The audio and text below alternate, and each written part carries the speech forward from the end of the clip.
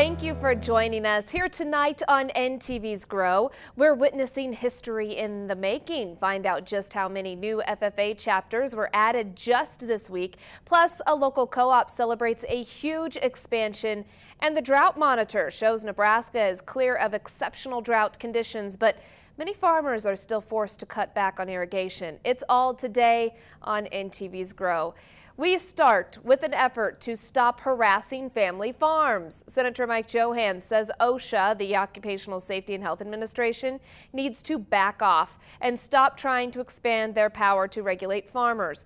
OSHA sent a memo in 2011 claiming it could regulate certain types of grain handling on small family farms. The senator led 42 of his colleagues in a letter demanding the agency back down, and now the senator added language to restrain the agency. It clarifies OSHA is legally prohibited from regulating farms with fewer than 10 employees. And Senator Johanns shares his thoughts here with NTV's Grow. Whenever I have an opportunity to meet with farmers and ranchers at home, they often raise concerns about federal regulatory overreach. It is no wonder that farmers and ranchers feel like they have a target on their backs. OSHA left little doubt when it illegally targeted a family farm in Holt County and slapped it with a fine of $130,000. For 3 decades, the law has exempted family farms from OSHA regulations, yet the agency twisted the law to get around it. Evidence that farmers' concerns are in fact legitimate.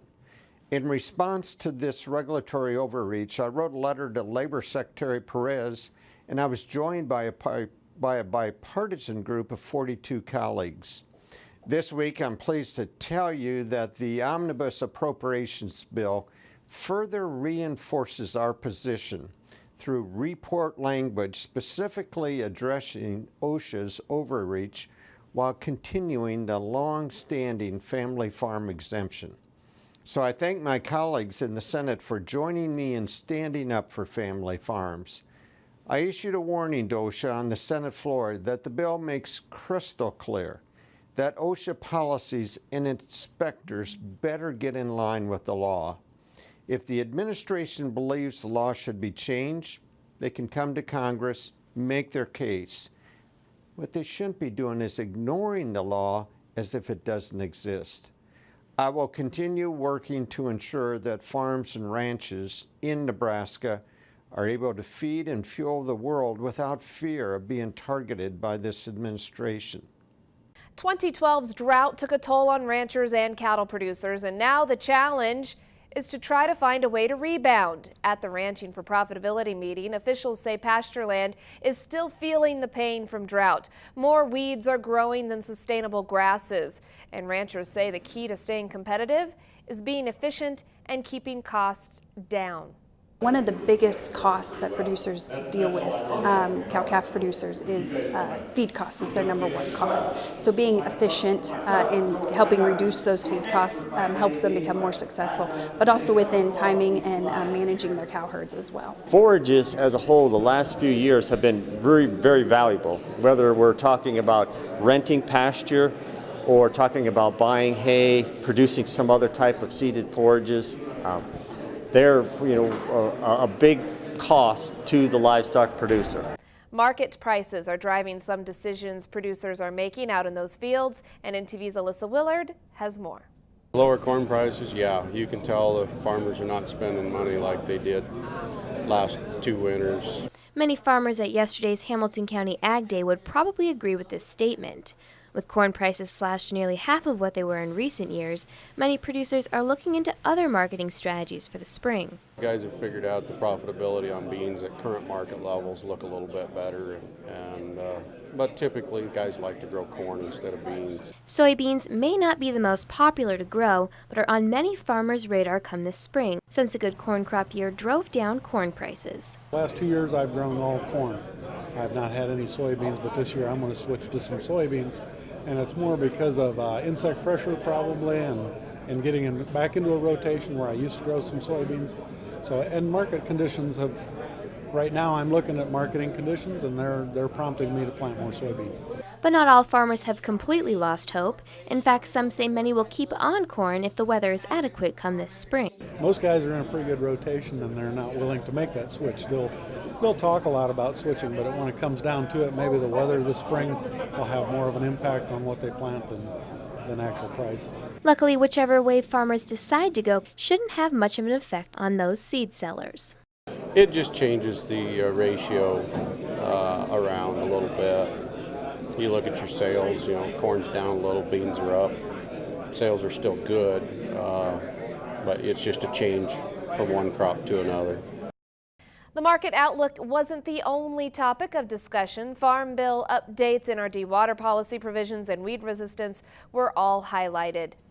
A key figure in the development of natural resource districts has died. Ron Bishop was the 40-year manager of the Central Platte NRD. He passed away this past week after retiring last summer.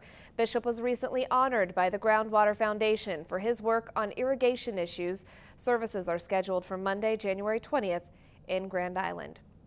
Inspired by the past with a vision for the future, Aurora Co-op opens a state-of-the-art headquarters.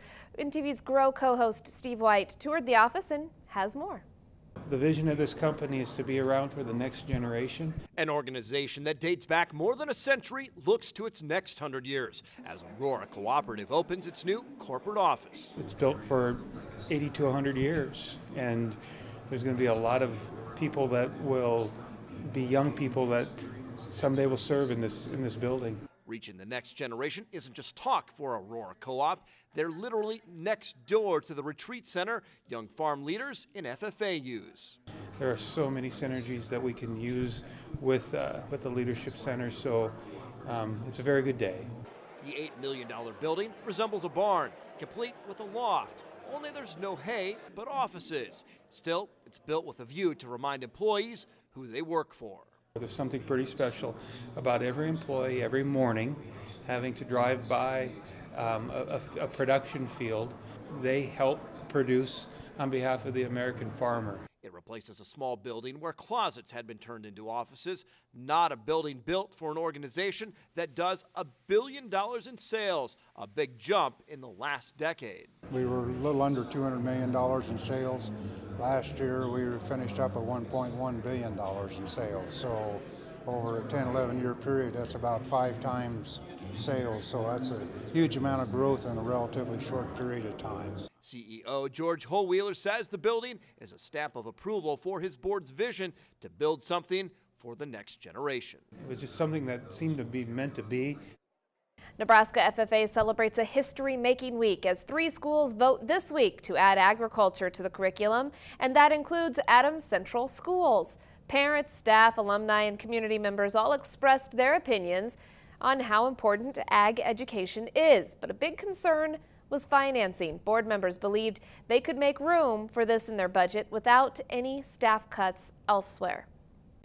We have interest in this because there's no question ag ed is good. It's just how do we make it fit so we don't lose what we have, because we do so many good things well. And again, if our main goal is to create more agricultural education opportunities, well, then that just opened another door. And many students are even excited about agricultural learning and the opportunities that it presents.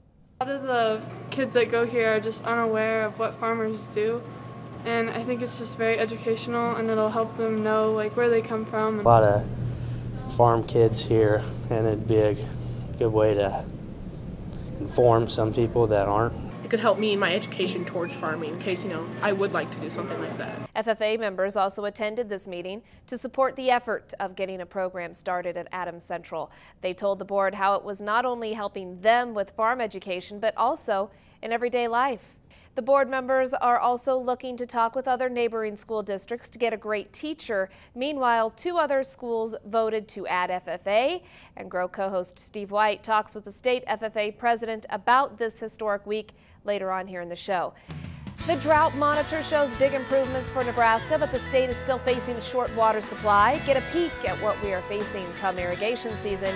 That's coming up next.